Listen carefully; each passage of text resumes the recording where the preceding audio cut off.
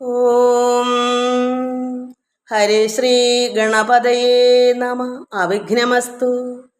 ഓം നമോ ഭഗവതേ വാസുദേവായ ശ്രീകൃഷ്ണ പരമാത്മനേ നമ. എല്ലാ ഭക്തമക്കൾക്കും എൻ്റെ വിനീതമായ പ്രണാമം. എല്ലാവർക്കും ശാന്തിയും സമാധാനവും ഭഗവാന്റെ കൃപയും ഉണ്ടാകണമെന്ന് പ്രാർത്ഥിക്കുന്നു.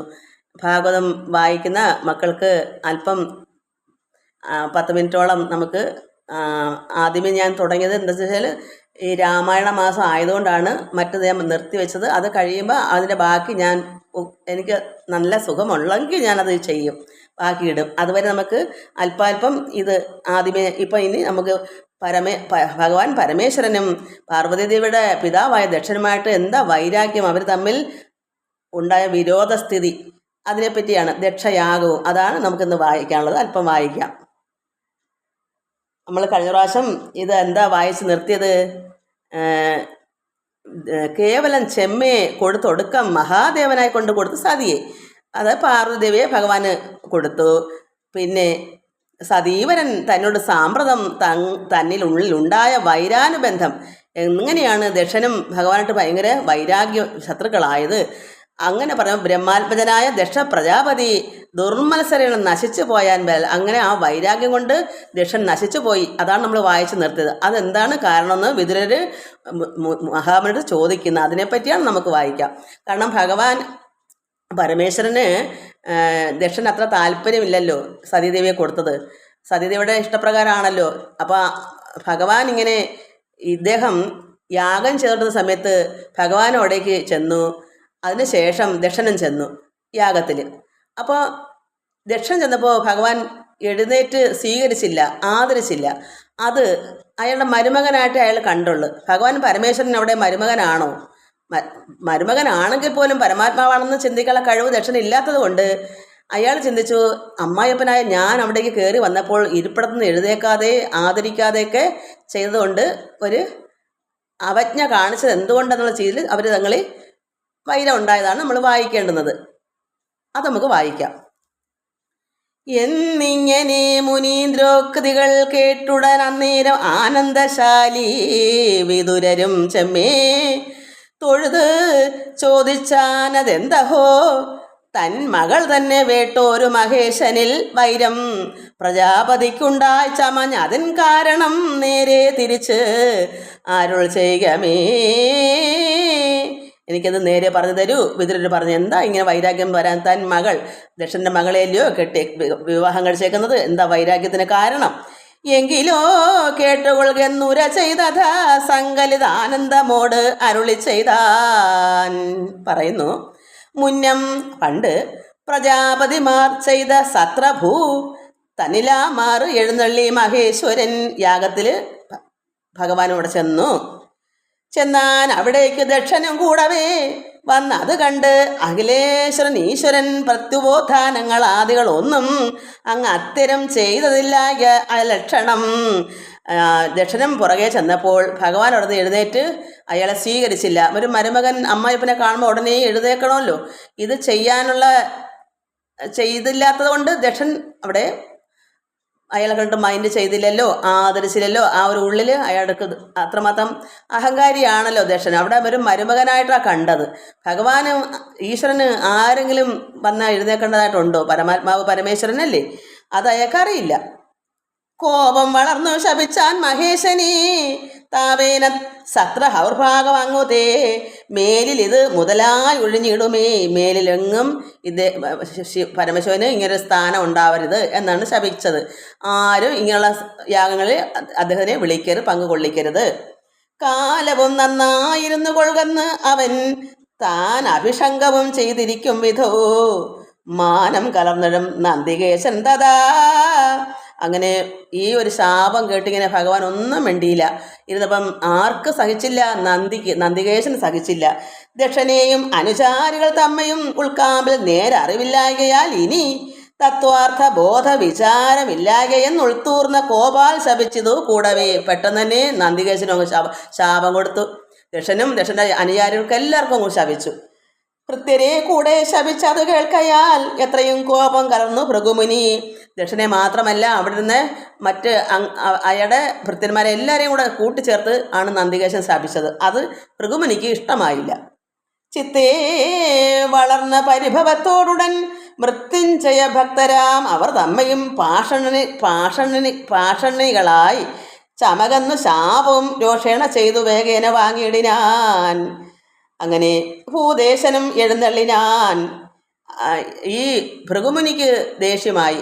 എല്ലാവരുടെ കൂട്ടിച്ചേർത്ത് ശപിച്ചപ്പം ഭൃഗുമുനിയും അതുപോലെ വീണ്ടും ഇവരെ മൊത്തവും അങ്ങ് ശപിച്ചു. പാഷണികളായി ചമകന്ന്, അതായത് മതവിരോധികളായി പോകട്ടെ എന്ന്. അങ്ങനെ അതും കേട്ടുകൊണ്ട് ഭഗവാൻ പരമേശ്വരൻ എന്ത് ചെയ്ത് അവിടെ നിന്ന് ഇറങ്ങിപ്പോയി. ഇങ്ങനെയെല്ലാം ശാപം അങ്ങോട്ട് ഇങ്ങോട്ട് ശരിക്ക് കൊടുത്ത്. എന്നാൽ ഭഗവാൻ പരമേശ്വരൻ ആരെയും ശപിച്ചില്ല, നന്ദികേശനാണ് ശപിച്ചത്. അപ്പം എല്ലാവരുടെ ചേർത്ത് ആദ്യമേ ആരാ ശപിച്ചത്? ദക്ഷനായിരുന്നു. എല്ലാവരുടെ ചേർത്ത് നന്ദികേശൻ ശപിച്ചു. അപ്പോൾ ഭൃഗുമുനി, അതായത് ശുക്രാചാര്യർ അസുരന്മാരുടെ പിന്നെ എന്താ ഗുരുവാണല്ലോ, അദ്ദേഹം എന്ത് ചെയ്ത് നേരെ തിരിച്ച് നിങ്ങൾ പാഷണികളായി പോകട്ടെ എന്ന് ശപിച്ചു. അങ്ങനെ ഭഗവാൻ പരമേശ്വരൻ ഇതൊക്കെ സഹിക്കായ അവിടുന്ന് ഇറങ്ങിപ്പോയി. അങ്ങനെ ഇരുന്നപ്പോൾ ദക്ഷനും യാതനായ അങ്ങ് ബൃഹസ്പതി യജ്ഞവും കോപ്പിട്ട് കൊണ്ടാൻ ജഗത്രയവാസികൾ കോപ്പിട്ടതിന് ചെന്നിടിനാരൊക്കവേ. അങ്ങനെ ദക്ഷൻ അങ്ങനെ നമ്മൾ വലിയൊരു യാഗോത്സവം നടത്തുക വീണ്ടും. അപ്പോഴെന്തു വന്നു? ജഗത്തിലുള്ള എല്ലാവരും അവർ ക്ഷണിച്ചു. ഈ ദക്ഷൻ ആരെ വിളിച്ചില്ല? പരമേശ്വരനെയും പാർവതിയും മാത്രം ഒഴിച്ച് ബാക്കി സർവ്വപേരെയും അയാൾ ക്ഷണിച്ച ഒരു വലിയൊരു യാഗോത്സവം നടത്തുക. നാനാദിഗന്ധരം തോറും മരുവിന നാനാ പ്രമുഖരും ദക്ഷ യാഗോത്സവം കാണുന്നതിനും ശ്രമിപ്പാനുമായി കൊണ്ട് അധികാംനായ സംഭരിതോ ഉപചാരൈ സമം പോകുന്ന ഘോഷങ്ങൾ കണ്ടു ആഹന്ത താൻ ഏകാഗ്ര ചിന്തയാ കേട്ടു സതേ ദേവി. അപ്പോൾ എല്ലാവരും ഇങ്ങനെ ഉത്സവത്തിന് പോകുന്ന യാഗോത്സവം കാണാൻ സർവ്വപേരും അത് അതിൻ്റെ ശ്രമത്തിന് വേണ്ടിയും അത് കാണാൻ വേണ്ടിയും അതിൻ്റെ സർവ്വ കാര്യങ്ങൾക്കെല്ലാം വേണ്ടി സർവ്വപേരും അവിടേക്ക് പോകുന്നു ഈ ഉത്സവത്തിന്, യാഗോത്സവത്തിന്. ഇത് സതീദേവി ഏകാഗ്ര ചിന്തയാ കേട്ട് എങ്ങനെയോ ഉള്ളിൽ ആരോ പറഞ്ഞങ്ങ് അറിഞ്ഞു. അപ്പോൾ ഇവരെ ക്ഷണിച്ചിട്ടില്ല. അപ്പോൾ സതീദേവി എന്ത് ചെയ്തു? പോകയിൽ അങ്ങ് തനിക്കും ആകാംക്ഷയുണ്ടായി ചമഞ്ഞതു. സതീദേവിക്ക് അത്രയ്ക്കങ്ങ് ആഗ്രഹമായി. പിതാവ് നടത്തുന്ന യാഗമല്ലേ, മകളായിട്ട് ഒറ്റയ്ക്ക് ഒരുത്തിയെ മാത്രം വിളിക്കാതിരുന്നപ്പോൾ കണ്ടോളാൻ വയ്യ അവരെല്ലാവരെയും. അപ്പോൾ സതീദേവി തന്നെ ജീവനാഥൻ പരമേശ്വരനോട് അനുഭാവമോതാൽ ഉണർത്തിച്ചാൾ. പുണർന്നുടൻ സന്തോഷമായിട്ട് സ്നേഹത്തോട് നാഥ ആലിംഗനൊക്കെ ചെയ്തിട്ട് പറഞ്ഞു, ജീവനാഥ ഭഗവാനെ നമുക്കും പോകണ്ടേ? നാഥ ഭവാൻ കേട്ടതില്ലയോ മൽപിതാവ ആദരാൽ അങ്ങ് ഒരുമ്പെട്ട യാഗോത്സവം എൻ്റെ പിതാവ് അത്രത്തോളം ആദരാൽ എല്ലാവരും ക്ഷണിച്ചിരിക്കുന്നു. അയ്യോ അങ്ങനെ ഉത്സവമാണ്, നമുക്ക് പോകണ്ടേ നാഥ ഭഗവാനെ എന്നൊക്കെ പുണർന്ന് സന്തോഷത്തോടെ ദേവി ചോദിച്ചു. നാനാ മഹത്തുക്കളും അങ്ങതിന് ആനന്ദമോട് പോകുന്നു നിരന്തരം. എല്ലാവരും ആനന്ദത്തോടു കൂടി പോണല്ലോ ഭഗവാനെ. നാം എന്തടങ്ങിയിരിക്കുന്നത് ഇങ്ങനെ? നമ്മളെന്താ ഇങ്ങനെ പോകാതെ ഇങ്ങനെ കഷ്ടപ്പെട്ട് ഇവിടെ ഇങ്ങനെ ഇരിക്കുന്നത് ദുഃഖിച്ച്? കാരണം നമുക്കും പോകണ്ടേ, എൻ്റെ പിതാവ് നടത്തുന്ന ഉത്സവമല്ലേ. കാമപ്രദ പ്രഭോ പോകേണ്ടതല്ലയോ അങ്ങ്? നമുക്കും പോകേണ്ട കാര്യമല്ലയോ? ഇതിനങ്ങു നാം ചെന്നതില്ലെങ്കിൽ മറ്റെന്തിനു വേണ്ടു മനസ്സെ ഒന്ന് വിചാരിക്കും. നമ്മളിപ്പോൾ പോകാറുന്നല്ല എങ്ങനെയാ? എനിക്കത് അവരെ കാണണ്ടേ. പോകണം ഇന്ന് എനിക്ക് അമ്മയെയും മമ പ്രാജ്ഞാതമാരെയും കാണുമാറില്ല. ഞാൻ എൻ്റെ സഹോദരങ്ങളെ ഞാൻ കാണാറില്ലല്ലോ. എനിക്ക് എൻ്റെ അമ്മയൊക്കെ എന്ന് കാണണം, നമുക്കും പോകണം. എല്ലാവരും ഉണ്ട് അങ്ങ് വന്നിട്ടിവിടെ. നാം അല്ലാതെയുള്ളവരില്ല ഒരു സംശയം. എല്ലാവരും അവിടെ ഉണ്ട്, നമ്മളല്ലാതെ. നമ്മൾ രണ്ടുപേരും മാത്രമേ അവിടെ ഇല്ലാതുള്ളൂ, ബാക്കി സർവ്വപേരും അവിടെ ചെല്ലുന്നുണ്ട്. എല്ലാവരും ഉണ്ട് അങ്ങ് വന്നിട്ട് അവിടെ. നാം അല്ലാതെ നമ്മളല്ലാതെ എല്ലാവരും അവിടെ ഉണ്ട്, ഒരു സംശയവുമില്ല. അച്ഛനും നമ്മോട് പണ്ടുള്ള വൈരങ്ങളിച്ചയാ തീരും ഒരുമിച്ച് കാണുമ്പോൾ. നമ്മുടെ അച്ഛൻ്റെ വൈരാഗ്യങ്ങളെല്ലാം നമ്മൾ ഒന്നിച്ച് രണ്ടുകൂടെ ചെന്നാൽ അങ്ങ് തീരും.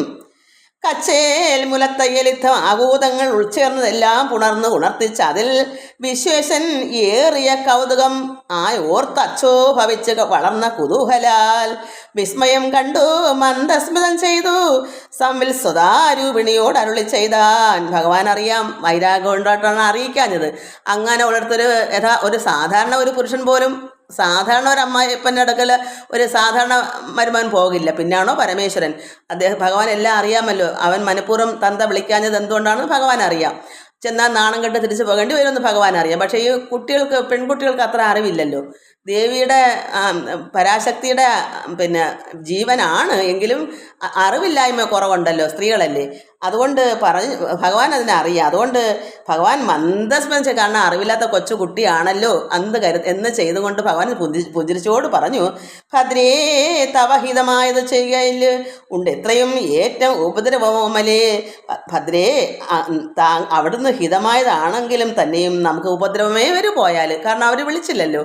ക്ഷണിക്കാത്തടത്ത് പോയാൽ ഭഗവാൻ നല്ല സ്ത്രീകൾക്കായാലും ഒരു അച്ഛനെന്ന് ഓർക്കുന്നതുകൊണ്ടാണ് അവർക്ക് അത് തോന്നുന്നത്.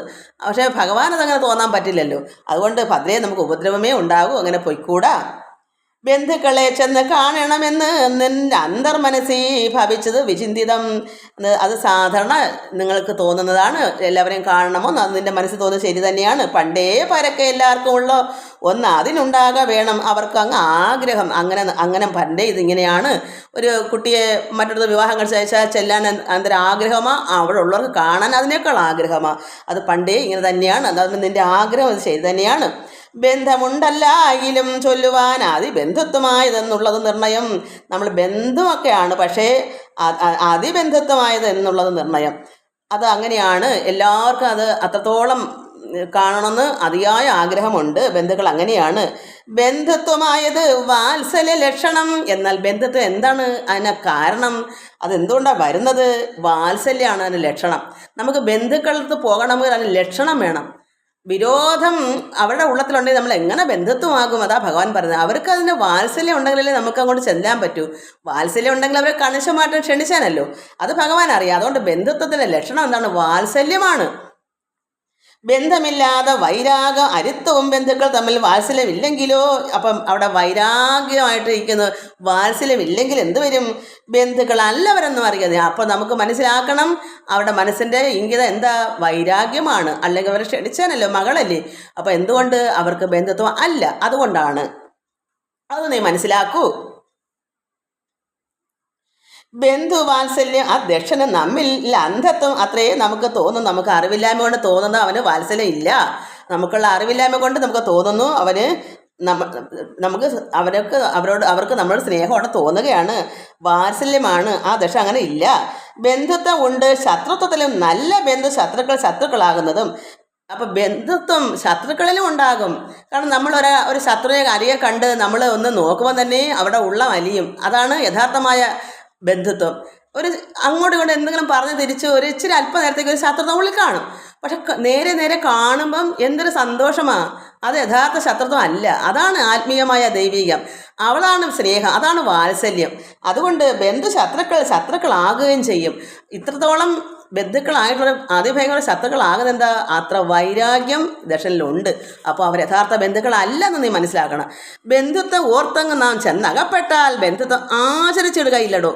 നമുക്ക് മനസ്സിൽ ബന്ധുത്വം ഉണ്ടെന്ന് പറഞ്ഞ് നമ്മൾ അങ്ങോട്ട് ചെന്നാൽ ബന്ധുത്വം അവരുടെ ഉള്ളിലുണ്ടാകത്തില്ല. നമ്മളെ ബഹുമാനിക്കത്തില്ല, സ്നേഹിക്കത്തില്ല, ഒന്നും മിണ്ടത്തില്ല, ഉരിയാടത്തില്ല. അപ്പോൾ നമ്മൾ എന്ത് ചെയ്യും? ബന്ധിച്ച് ധിക്കരിച്ചിടുകയും ചെയ്യും. അപ്പം നമ്മളെ ധിക്കരിക്കുകയും ചെയ്യും അവർ. നീ ഇവിടെ എന്തിനു വന്നെന്നുള്ള ഒരു നോട്ടത്തിൽ കൂടെ തന്നെ നമ്മൾ റിലീഫരായി പോകും. അവിടെ ധിക്കരിക്കുകയും ചെയ്യും. അപ്പോൾ എന്ത് വരും? ബന്ധമില്ല. അപ്പോൾ അവിടെ നിന്നിടും. അപ്പോൾ നമുക്ക് അവിടെ നിൽക്കാൻ തോന്നുമോ? ഭദ്രേ, ദേവി പറയൂ.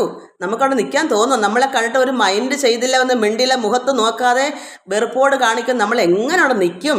അതുകൊണ്ട് ബന്ധമില്ല അപ്പോൾ അവിടെ നിന്നിടുവാൻ. സന്ധ്യരിച്ചിങ്ങി തിരിഞ്ഞു പോരും. അപ്പോൾ നമ്മൾ എന്ത് ചെയ്യും? തിരിഞ്ഞിങ്ങി പോരണം. സന്താപകാരണമായി വരും വല്ലഭേ. അത് നമുക്ക് സന്താപത്തിന് ഇടവരും. ചിന്തിക്ക വല്ലാതെ അധികൃതി എങ്കിൽ മറ്റന്തർമനസ്സിൽ മുഴുക്കും അമർഷവും. അപ്പം നമ്മുടെ ഉള്ളത്തിൽ നമുക്ക് വിഷമം ഉണ്ടാവും. ചിന്തിക്കുക വല്ലാതെ നമ്മളിങ്ങനെ അവരിത്രയെല്ലാം കാണിക്കുമ്പോൾ തിരിച്ചിങ്ങനെ വരുമ്പോൾ സതീദേവിക്ക് മാത്രമായാൽ പോലും സഹിക്കാൻ പറ്റുന്നതല്ല. അപ്പോൾ ഭഗവാൻ ഇങ്ങനെ ഇങ്ങനെ നാണം കെട്ട് തിരിച്ചു വരാൻ പറ്റും. അതുകൊണ്ടാണ് പോകാത്തത്. അതുകൊണ്ട് വല്ലഭേ, ഇതിന് സന്താപം, ഇത് ദുഃഖത്തിന് കാരണമാകും. അവിടെ ചിന്തിക്കുക വല്ലാതെ അധികൃതിയെങ്കിൽ മറ്റന്തർമനസ്സിൽ മുഴുക്കും അമർഷവും. അപ്പം നമ്മുടെ ഉള്ളത്തിലെല്ലാം അത് അമർഷത്തിന് കാരണമാകും. അതുകൊണ്ട് നമുക്ക് എല്ലാവർക്കും നമസ്കാരം. ഇതിൻ്റെ ബാക്കി നമുക്ക് അടുത്ത ദിവസം വായിക്കാം. കുറേശ്ശെ വായിക്കാം. എല്ലാവർക്കും നമസ്കാരം. മക്കളെ, നിങ്ങളിത് മനസ്സിലാക്കണം. എൻ്റെ അറിവിനകത്ത് ഞാൻ പറയുന്നു. എല്ലാവർക്കും നമസ്കാരം. ഹരി ഓം, ഹരി ഓം, ഹരി ഓം.